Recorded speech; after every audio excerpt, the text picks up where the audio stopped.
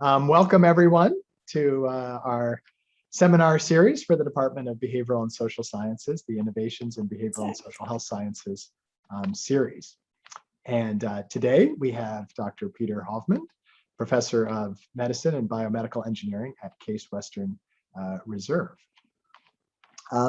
Just quickly, the goals of the seminar series, it is first supported by the Starr Lectureship, and I want to thank and appreciate that support from that fund.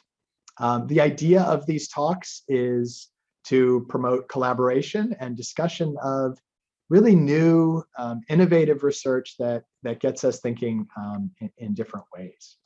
And in particular, we have a focus on work that addresses health disparities, community engagement, technology, and intervention development.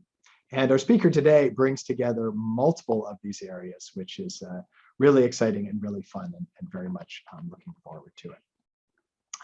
I also want to thank our committee members. I won't go through and read everyone's names, but we will be forming up our committee to start selecting new speakers soon for next year. So certainly if you're someone who would like to contribute, or if you have ideas about really innovative speakers who meet our themes, we would love to hear those.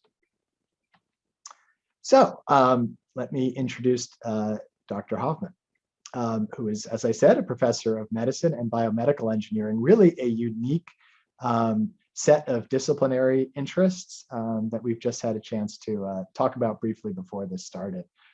Has sponsored some really new innovations in modeling with computer simulations to understand the structures underlying gender inequality, structural racism, and more broadly, social determinants of health. And those models have been applied to a range of outcomes that are of particular interest to us: pediatric obesity, interpersonal violence, and cancer.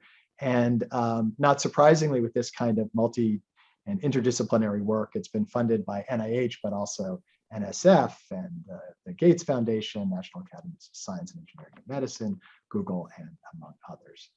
So without further ado, I will pass off to Dr. Hovmand and stop sharing now. So please join me in welcoming Peter. Thank you. Really delighted to have this opportunity to share some of my work. The structure is, what I'll do is talk a little bit initially about just how I think about structural violence and orientation and the role that systems play in that, and then move more specifically into talking about system dynamics and community-based system dynamics in particular, and some of the things that we're learning from that, and especially sort of in recent work where we've been looking at structural racism and talking about how those communities build, and then close on some opportunities. I'll be focusing on system dynamics in particular, but system dynamics is a set of system science methods.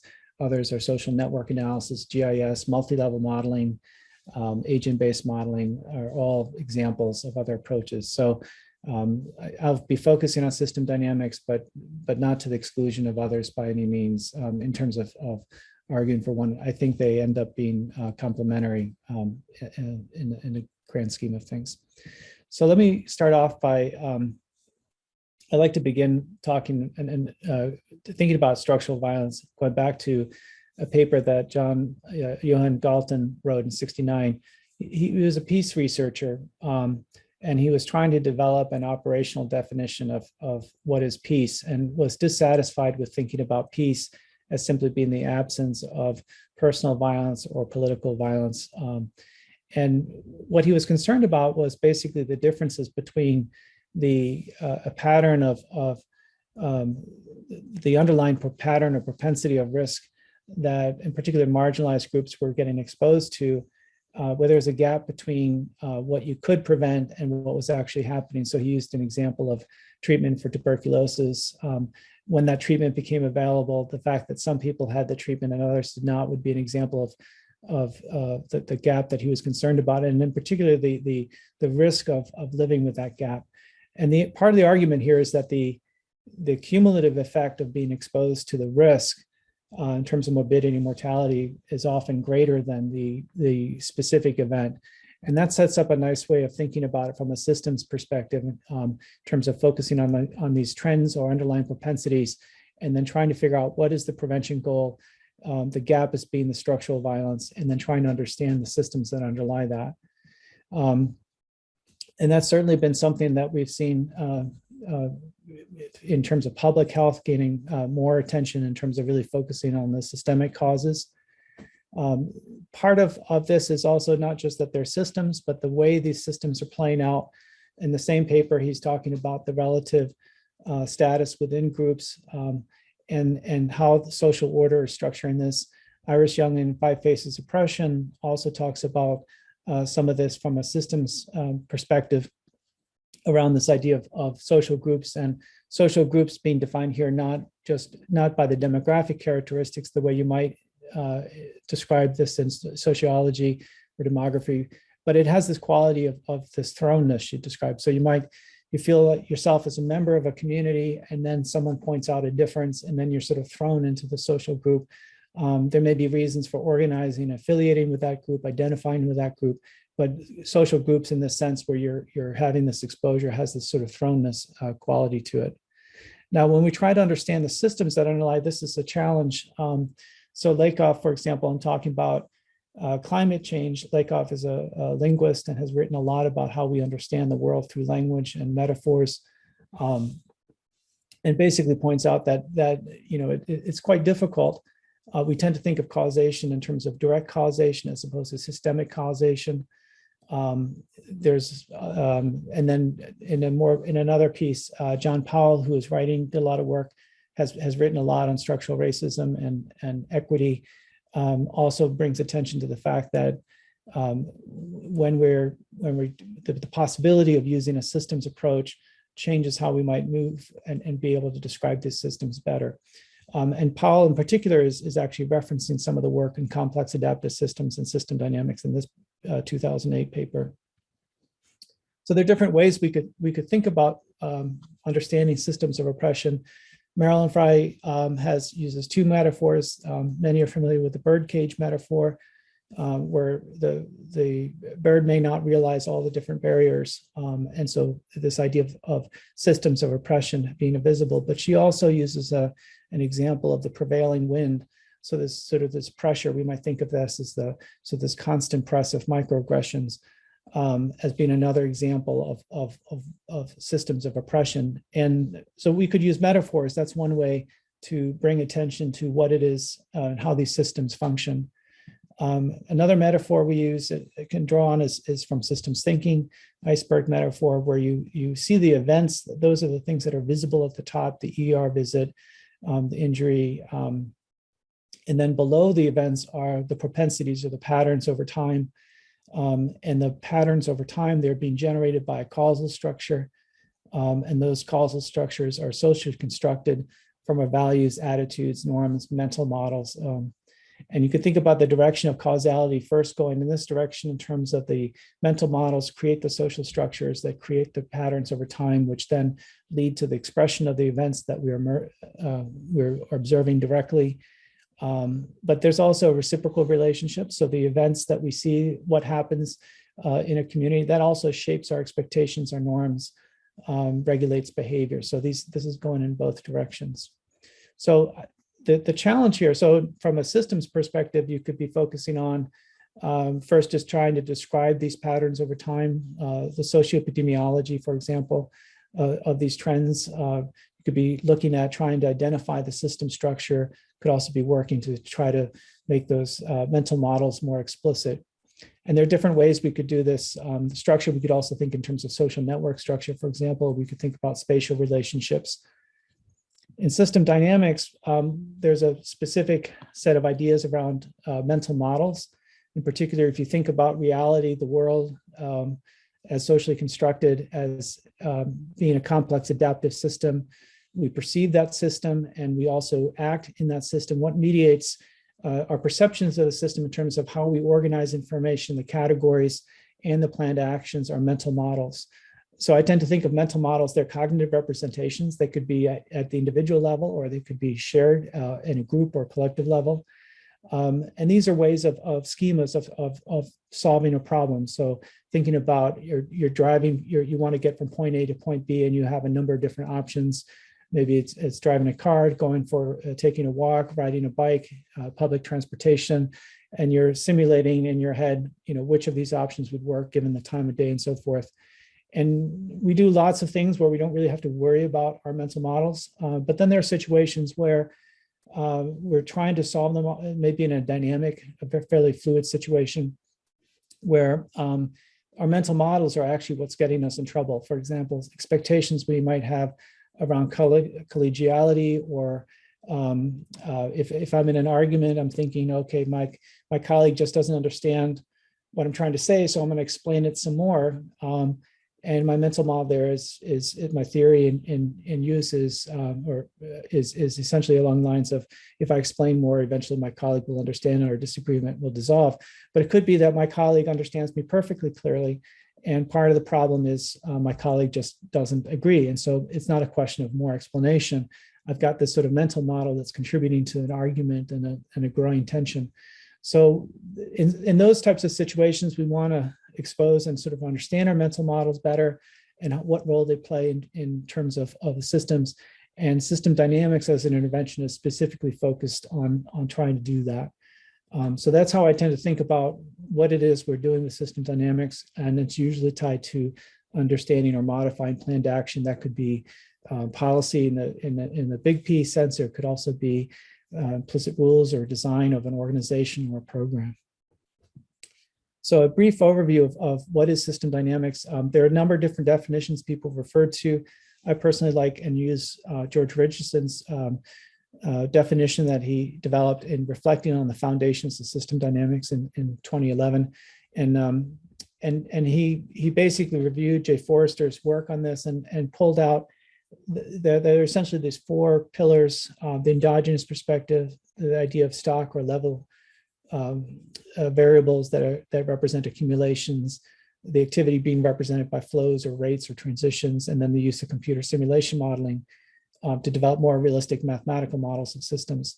And an important part here is that that these are hierarchical, so that the endogenous perspective is the most important feature of system dynamics. The use of computer simulation modeling is the least important. They're all important, but that's the hierarchy here.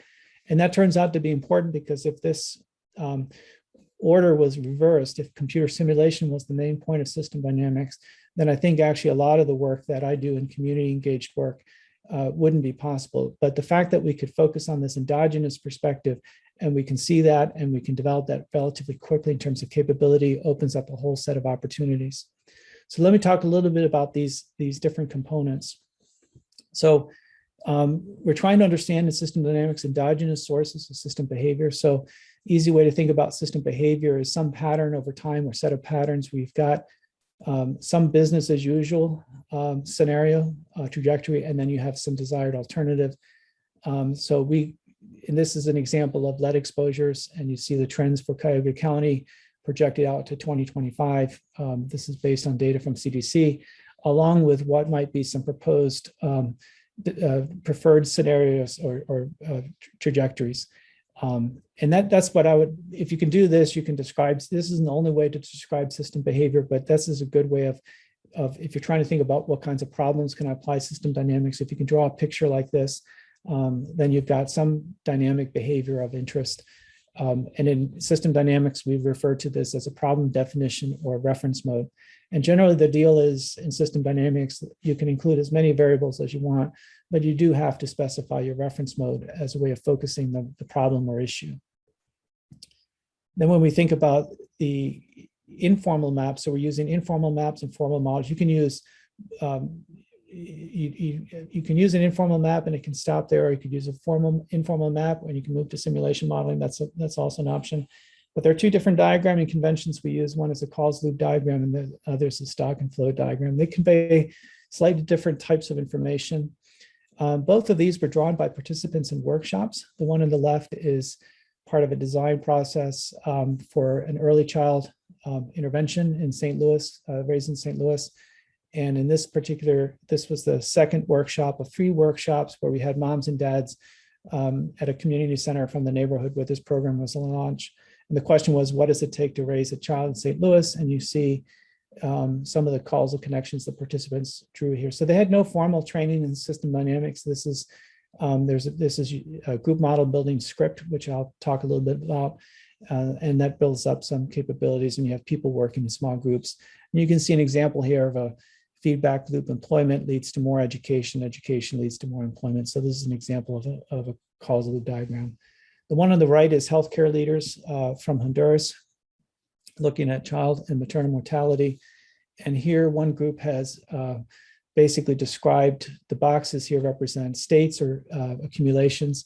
And these are different stages that a woman might, in terms of her decision making around where to deliver her baby, in terms of mothers. And then you see the butterfly here represent valves or transitions from one state to another state.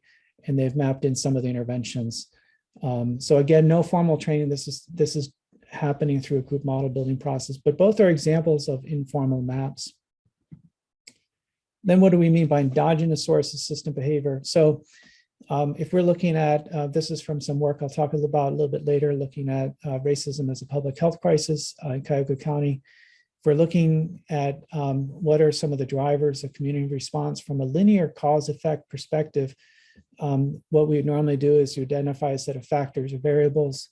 You look at the dependent variable, then you try to figure out, okay, what's the strength of these connections? And if you're trying to increase or improve the community response, you'd look for the one that had the set that had the highest effect sizes, and then try to modify them in some way. So that would be a linear cause-effect perspective.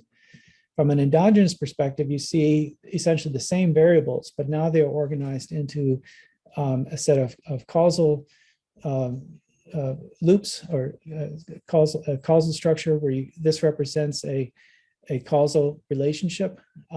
This could be hypothesized, or it could be conjecture, it could be grounded in data, it could be coming from community members as they're thinking about our system.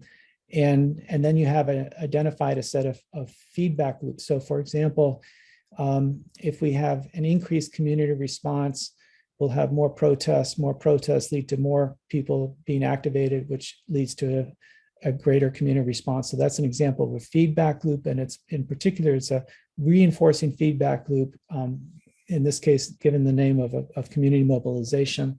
And reinforcing feedback loops, if there's increased community mobilization, which I would normally see as good, I would see that as a working as a virtuous cycle, but the same feedback loop, same reinforcing feedback loop can also be working as a vicious cycle. So if you had less of community response, there'd be fewer protests, fewer people activated.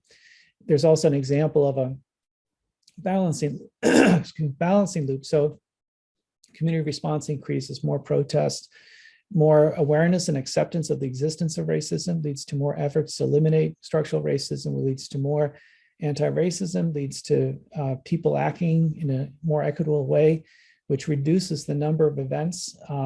That also reduces the number of events that are visible, and that would reduce the community response. So we started with an increase, worked our way around that loop, and then the effect was that it counteracted. And this is an example of a balancing loop. So awareness from protest, and that balancing loop is doing something good. It's responding in particular to events and the visibility through the community response and working its way. So that's a desirable loop. So what's happening here with these feedback loops is that you have multiple feedback loops. They're all sort of in motion. The influence is increasing and decreasing. And I'll show an example of how you can look at that towards the end of the talk. And so where the focus here is understanding the weights of these particular links, the focus from an endogenous perspective is understanding the strengths of the feedback loops in terms of system structure. Now so what we're trying to do in system dynamics is understand this feedback structure. The other thing I would say is that these are complementary. It's not an either or. So you might have a paper, you might read a paper or be doing an analysis and end up with some explanations or results on this side that gives you a sense of what's happening and descriptively.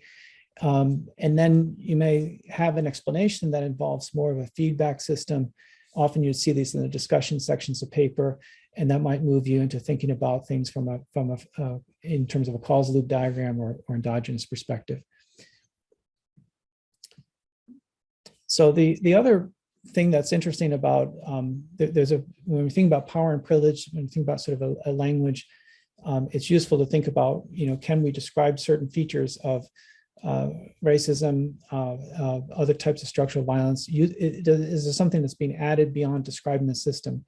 So one aspect of this is you could think about privilege as basically being able to act as if there's a private law. And that if you have sort of actions and consequences, what that means is from a privileged location, you're often able to act unilaterally because there isn't this feedback loop. And then part of what you then would do as an intervention is try to create that link, which would be a way of in terms of being accountable with behavior. Now the mechanisms that are making those feedback loops invisible, that's often something that we would think about in terms of obfuscation or collusion. And in the context in public health and research, when we're presenting results but not really paying attention to the consequences of our actions, that's often now being described as a form of epistemic injustice or epistemic violence. And that's useful to think about in context of how we talk about disparities and inequities. So then we can also think about formal models that involve computer simulations. So this is an example of this is the causal loop diagram of a simulation model that was developed at a later stage in the work that I mentioned with healthcare leaders from Honduras. This is a project that was funded by Gates Foundation, Carlos Slim Foundation, and government of Spain through the American Development Bank. And here we have a model that breaks down different types of services, from modern contraceptive practices to institutional delivery and neonatal care. And essentially both the demand side and supply side, and looking at quality. And with this, you can begin to analyze the system and compare different types of interventions. So what you see here is on the bottom here is the base case. So if we continue, there was already sort of a trend, things were improving, but if you continue that trend, this is what you'd see in terms of change. And then in analyzing the model, you can come up with the best case scenario. And then what's ordered here are different combinations of interventions that are ranked and ordered by their impact. So this type of modeling can be useful for policy, for designing policies.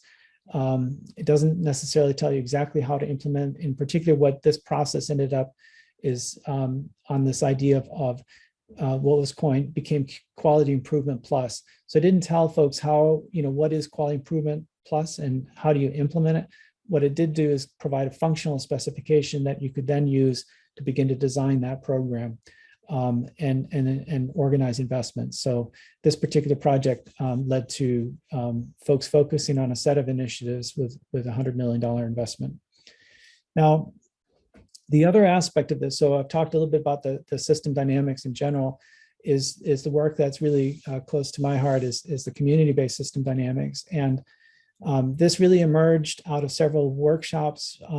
Weren't trying to do group model building initially, but then we realized that you could actually build capacity within communities, and community here being like a village or a high school, a group of high school students or a neighborhood, in systems thinking, system dynamics, and then from there have people involved. And if you're looking for sort of a review paper, this particular paper that was in Systems Research and Behavioral Science has a nice overview of the different approaches to systems, participatory systems modeling, including community-based system dynamics and group model building.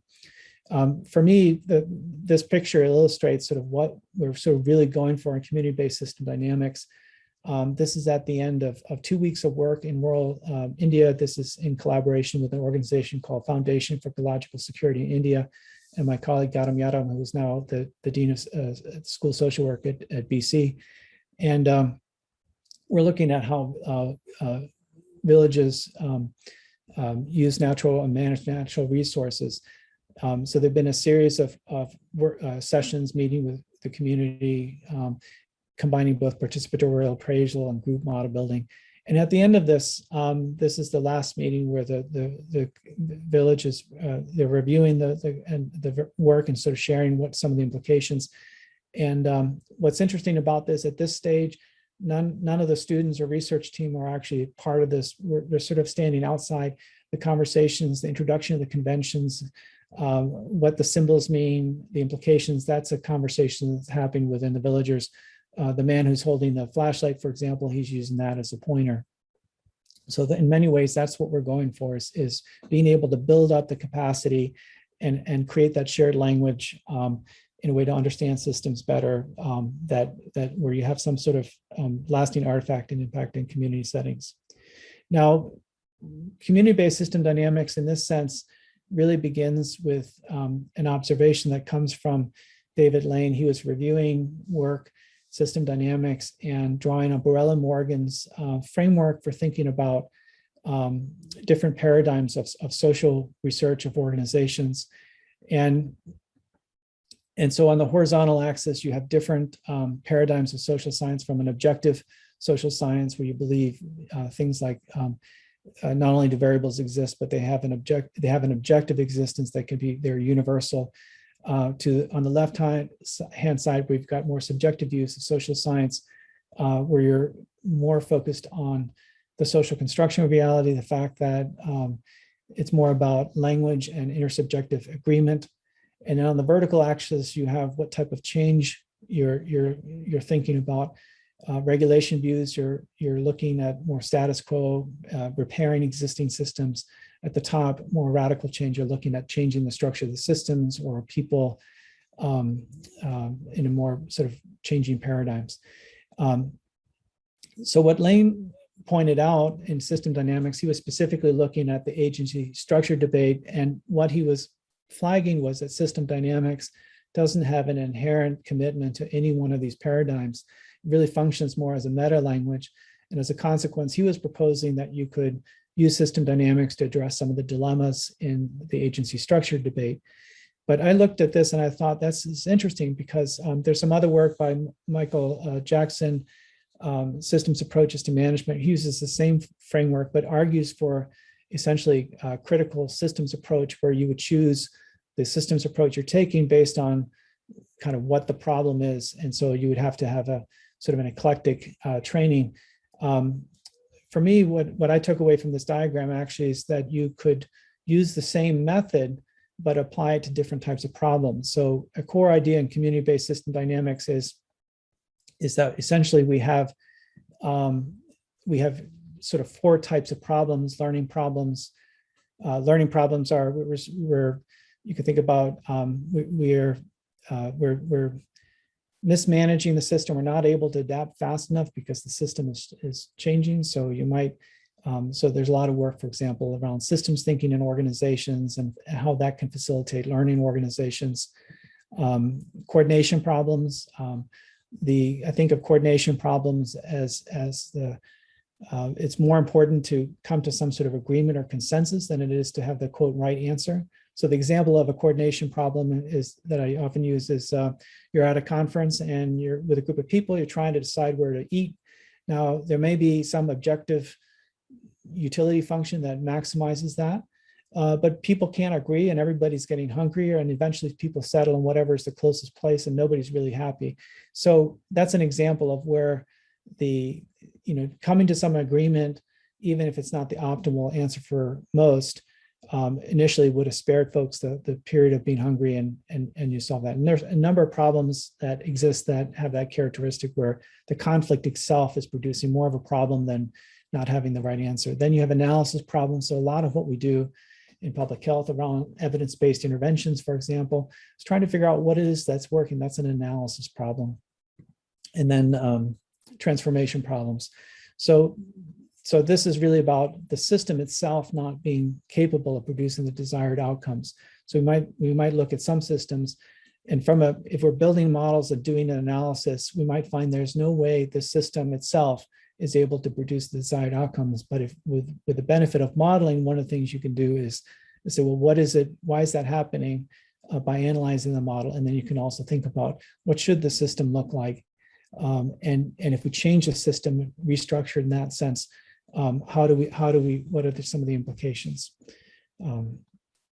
The other aspect of community-based system dynamics, we draw a lot on group model building scripts. So if you search on, just do a Google search in Scriptapedia, you'll see that there's a series of scripts, and these essentially support the development of workshops and facilitation manuals and training and building up capacity over time.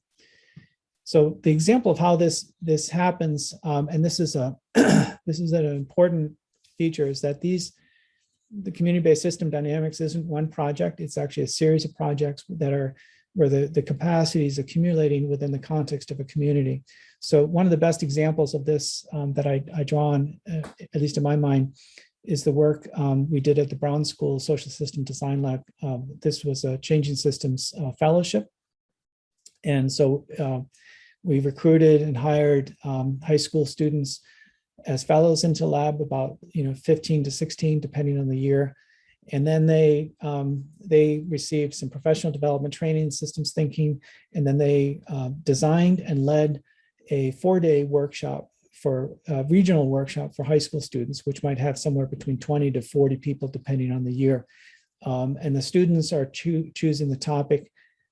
So for example, first year in response to Ferguson, it was about racism.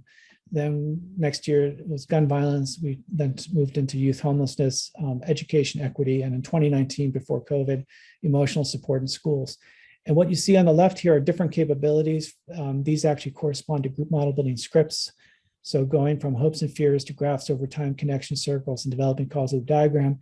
So that's kind of where the students were going and repeating it. But then going into 2017, they said, we want to take it a step further. So they got introduction and moved more into stocks and flows, and then also went to some exposure to simulation modeling.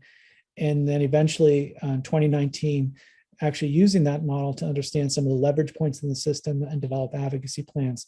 So the students are involved in multiple years. There's and as they graduate, some become program assistants and so forth. So the capacity is building up over time. And that's an important part of this. It's not just a single project, one-shot deal. This is work now that this approach over the years, we've applied in many different topics and around the world. And you can see here, this is showing you a spatial distribution, or where there have been both group model building projects and then also communities of practice where people have been developing a particular, through multiple projects, CBSD. So now I want to talk a little bit more specifically about the work we've been doing around looking at racism as a public health crisis. This is the core modeling team. This work is funded by RWJ Foundation. Heidi Gullett is the PI along with Greg Brown. And this was an application we submitted in 2019, I believe, fall of 2019, in response to work that HIP Cuyahoga, the Health Improvement Partnership for Cuyahoga County, which includes Cleveland, was working on to address racism as a cause of disease. And then the work itself builds on both sort of a history of initiatives that have happened in Cleveland, including collaboration with Kirwan Institute in Ohio State University and John Powell's work. And then also when I was at the Social System Design Lab at Washington University, we had a number of different activities, including a collaboration with Kirwan around 2010, 2011, looking at different ways you could apply systems approaches to addressing and understanding structural racism. Kirwan was at the same time also involved with developing some pretty interesting documents and reports, particularly a 2007 report on regional equity that was sort of laid a lot of foundations. So it's in the context of this, I'm going to be talking about what's been happening in Cleveland in applying this approach specifically to the topic of structural racism. So this is essentially showing you what the overlap is in terms of like rough membership between multiple projects that have accumulated over time in Cleveland around a variety of outcomes. There's Darcy Freeman's work, for example, on Food Nest and looking at food sovereignty, food equity. There's some work looking at job creation and addressing the disparities by unified labs. Dana Prince does a lot of work applying group model building to sexual, gender, minority, youth, and access to health. There's been some work on the opioid epidemic. Kurt Stenge's led some work around looking at complex comorbidities and primary care using group model building combined with agent-based modeling. And then I've been recently sort of involved with the CS cross-sector innovations work that Heidi's leading with Greg, and also a Citizens Advisory Council on Equity. So what I'm going to share next is really coming from these two projects, and these are intersecting. The Citizens Advisory Council on Equity is a citizens council for Cuyahoga County that is reporting and making recommendations to county government. And then there's also an equity commission within the county government that works closely with CASE. So during this time, one of the things that we've developed is essentially a causal map of how we're thinking structural racism is playing out in terms of health disparities. I'm not asking you to look at all the details here, but this is a high-level view. You see sectors like criminal justice, equitable quality of life, education and economic opportunity, health and healthcare, racial trauma and healing, and then perspective transformation, which is a very interesting structure. There's been a lot of emphasis in HIP Cuyahoga about the notion of perspective transfer, going to trainings and so forth. And so this structure, you could think of it as, it's actually the mental model of how the mental models change within the system or could change. Each of these now corresponds to basically, we've got a large core modeling team, about 20, 25 people, meets maybe once a month, and then on average, and then we've got smaller working groups that are taking some of these structures in a variety of directions. I'll talk a little bit about that in a second. We can take a diagram like this, essentially as a causal diagram, and then this is essentially representing the same high-level relationships. This is developed in a software package called Stella Architect, where each of these now becomes a subsystems, and then we can move this into a simulation model. And so this is something we're using to begin the conversations about how various investments, for example, if you invest in perspective transformation, how does that intervention or investment move across multiple sectors, or how do you balance multiple interventions? And that's where this work is right now at the moment, in terms of we're developing that structure out and also anchoring this in data. The thing that's also interesting that's coming out of having, this is a lot of time in terms of meetings that we've had, group model building workshops, and really taking the time to build up that shared language capacity, shared understanding of the role of racial trauma, for example, in healing different structures, the role of modeling representation. And last week we've reviewed sort of essentially what directions, where do we want to make these investments next? And essentially we've got models or structures. Some of the main ones we have are perspective transformation, racial trauma and healing, community health workers and healthcare, neighborhood and housing, workforce development, and SCORE is this high-level model that you saw. And what's interesting here in the discussion about whether to pursue all 6 of these in parallel as models, whether to do one large model, how do we bring in data, was that the decision was really to focus on these. So you could think about the way the structure here in community health workers, the role they play is really sort of addressing a transformation problem. The racial trauma and healing is a mixture of a transformation problem and a learning problem, freeing up capacity. Perspective transformation is very much along the lines of a learning problem. And now each of these has some specification in terms of thinking about like what is it we want to do with these models over the next couple of years, next couple of months. So this is very exciting work. The models are getting grounded in data, being used for different purposes with good interest.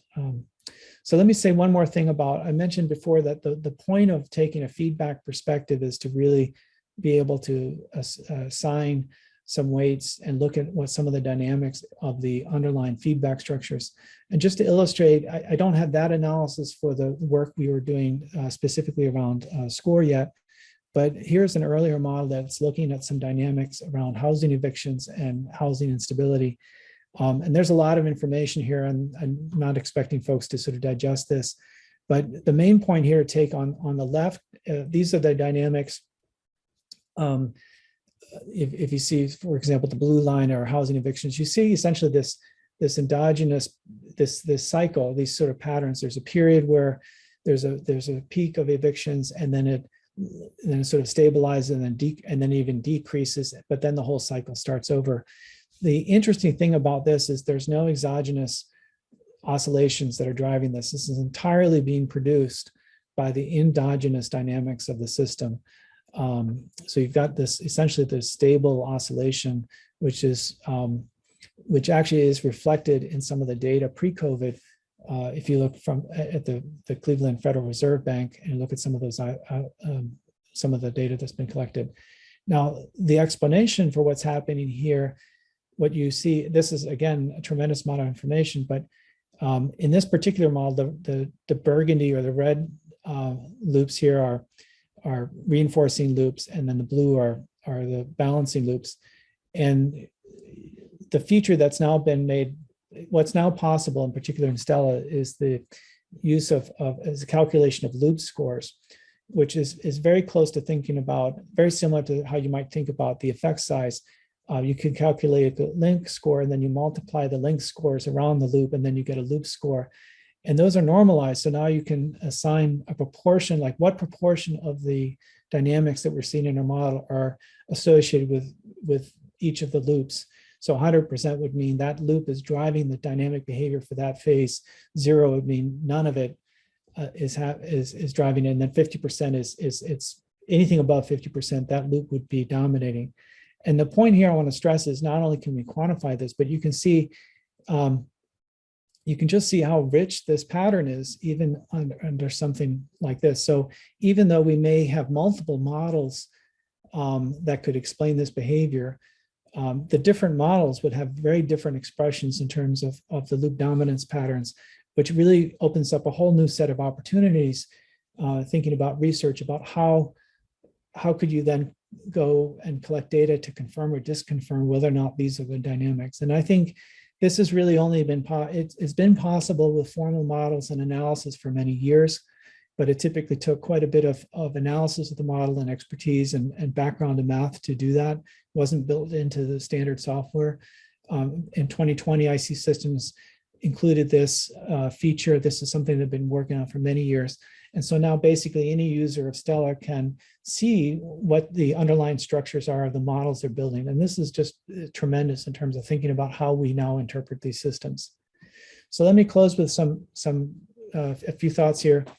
I think system dynamics has some unique possibilities for overcoming some of the challenges of understanding and facilitating system transformation, in particular by helping us see and anticipate what some of those changes might be, and then in particular from an endogenous perspective. And that's been something that has resonated with the communities we've been working with. And then, to achieve that, I think one of the things that we're focusing more on now, but it specifically is, and I think from the community-based perspective, this is much easier, is really how do you overcome the epistemic injustices that are associated with the systems of oppression. So the phrase that often comes up from folks with lived experience isn't so much like the information is new, it's reflecting things that people have known, but really being able to not only see that white folks, for example, are also starting to understand the system and hear things in a different way has been an important feature of this work. And I think one of the effects that people talk about this is in many ways sort of feeling validated. I think of that as a restorative feature, and that this is now both within reach and it's scalable, which is very exciting. So we do this with high school students, we do this with different communities in the US and also around the world, different literacy level, different ages. And the fact that we can do this and now bring it into the simulation is just tremendously exciting. So let me close there, and I think we have time for questions. We do, thank you. this was terrific. I want to highlight for everybody that we do record these talks, and this is the kind of talk that I think you can go back and look at it again and think about, how are all these systems working together? I mean, this is complex stuff. So please, folks, you are welcome to ask questions. You can do the raise hand button. You can also add stuff in the chat. I'd be happy to look there and pass it on. But I wanted to start with maybe an initial questions, because I don't see one yet up here, is when you approach a community and you're talking about this approach that you're using, this systems approach, how do you explain what you're trying to accomplish and what you think might happen to get that initial buy-in, to get the people in the room, whether that's in India or in the city? That's a great question. So let me maybe answer this backwards, starting with what happens now. So now we generally, it's almost always the community approaches us. There's somebody who's had some exposure who thinks we've got to take a systems approach, and they search for who's doing that, and then they approach us, which is a really nice situation to be in, because it's then much more community driven as opposed to research driven. But it didn't start there. So the way when we first started it, and I got a little bit of trouble with my colleague Gautam, because we were in India, and FES was interested in exploring whether or not this could work with community members in a village. So they had a day-long workshop with farmers, and we started off the meeting with, at that time we were looking at soil fertility, because we'd heard that was an issue. And we just simply started off with a question. We're interested in developing some methods and would like to involve you in the process of developing the methods from the start. Is that something you're interested in? And there was a big debate and discussion. My colleague shot me a glance like, we are not, this is not something you leave open to a discussion like this. Like, we're here in India, we travel. But the phrase that came out at the end of that, it was about a 40-minute argument amongst the farmers about whether they would want to do this or not, was, look, the phrase was something along the lines of, well, if these foreigners want to burn their money to hear what's happening with soil fertility, the least we can do is tell them what's going on. And so there was an initial discussion, and then there was, it was more like a focus group. And then there were, we drew some maps based on the conversation that morning, and then over lunch translated them back into Telugu and then presented them back.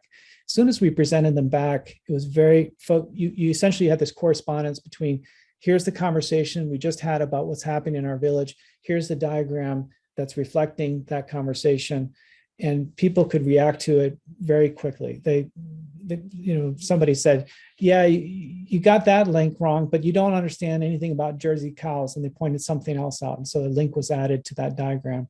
Somebody else said something like, I remember when we were dealing with that feedback loop.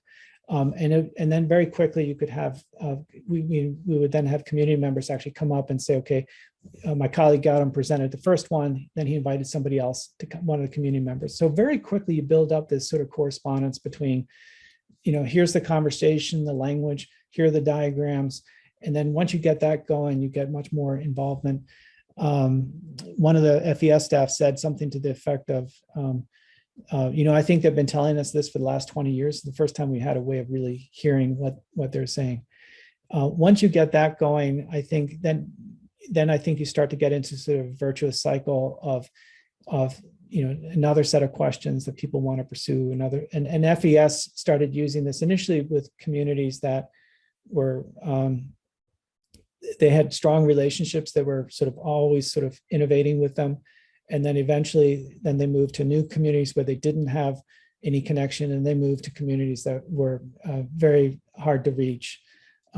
So they incorporate into the methods. And you see something similar with the work in schools. And if it's community-based, you might have a teacher in one school, but then they might move to another school, so it spreads that way.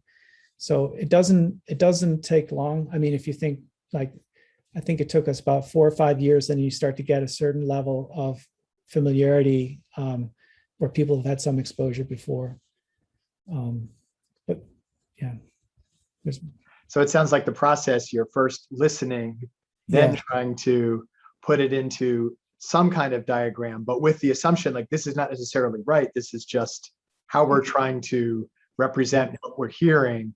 And then you get a whole nother set of feedback because now you have something concrete to interact with. And then you start, and then as you build that capacity, the questions start to be, now they become different, the capacity, and then you also begin having, so very quickly we'll try to involve, we typically would have a community facilitator, but the community facilitator might be a field staff team member.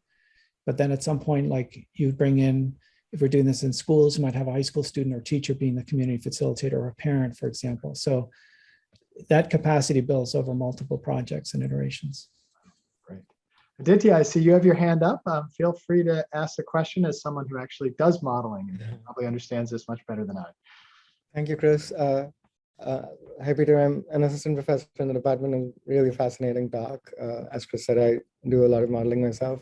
So I just have a couple sort of brief questions on some of the machinery that you use to do your modeling. So to me, systems dynamics model sounds like a sort of an all-encompassing term. You know, I do a lot of agent-based modeling or network modeling.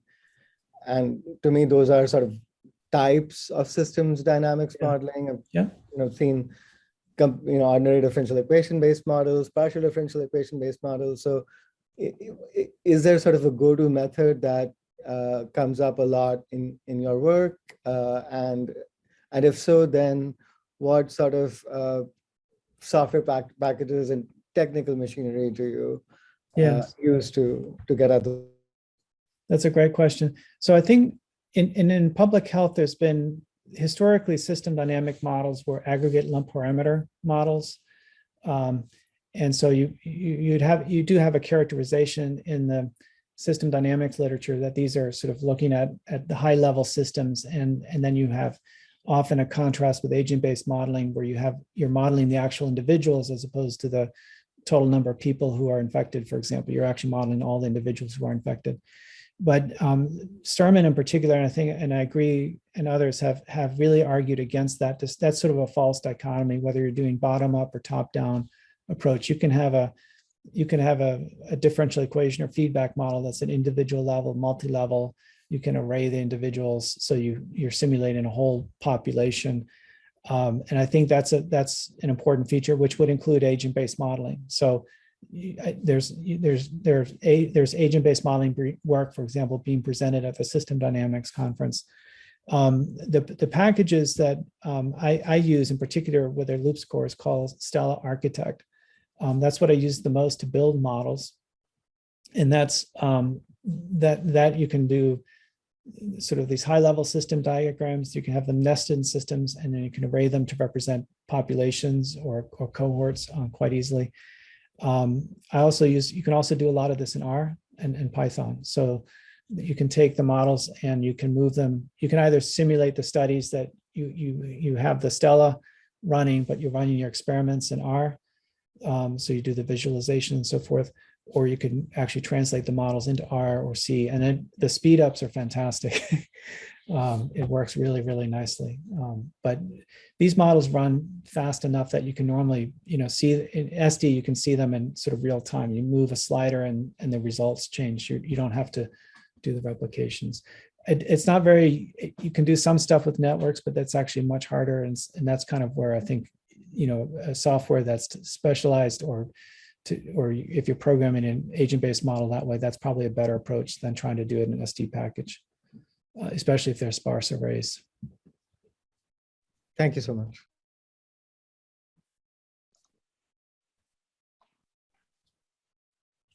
I wanted just a confirmation of thinking about this process.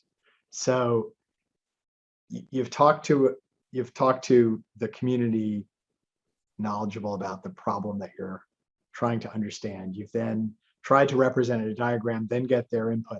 Then you kind of go away and say, we're going to model for a bit. And then do you come back with, here's a few of these loops or areas in here where we think we could make the most, that would have the biggest impact on the overall system. And then, here's now we can consider what might impact that specific area of a loop, or? It varies by project, but sometimes you can just do the causal mapping. Like just seeing the system is enough for people to realize like, oh, we didn't realize that. And it's obvious once people have a diagram what the intervention is. Getting a judge to sign an order as part of a case, for example. I mean, there are a number of different examples like that.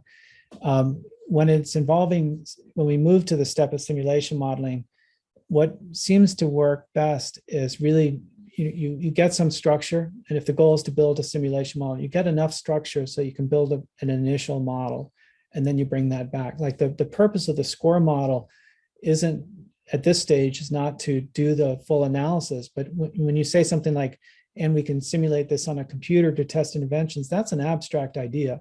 So we try to sort of build first get buy-in to what like a causal loop diagram, and then we create like essentially a prototype. And then people will say things like, well, I need to know what their data is, or where do the numbers come from? And then you begin iterating. So you'll go back and forth between as people get a better understanding of the conventions, what the system structure is, what's being represented, the simulation. They also ask more detailed questions, say, well, that's not really how we think about risk. So in the work in Honduras, we actually had you could say a flawed model that was based on the 3 delays framework for maybe about a year and a half. And we had an experiential game where people could understand like actually how things are calculated. So people were sort of moving that through. But once they had that, we got that one diagram that I shared about different stages of decision-making. There was another diagram that went into the epidemiology of risk, pregnancy risk. And that ended up being a fairly sophisticated conversation about, are all pregnancies at some level of risk and risk is changing dynamically, or is risk something that sort of, you don't know what the risk is, but that number is there from the beginning of the pregnancy.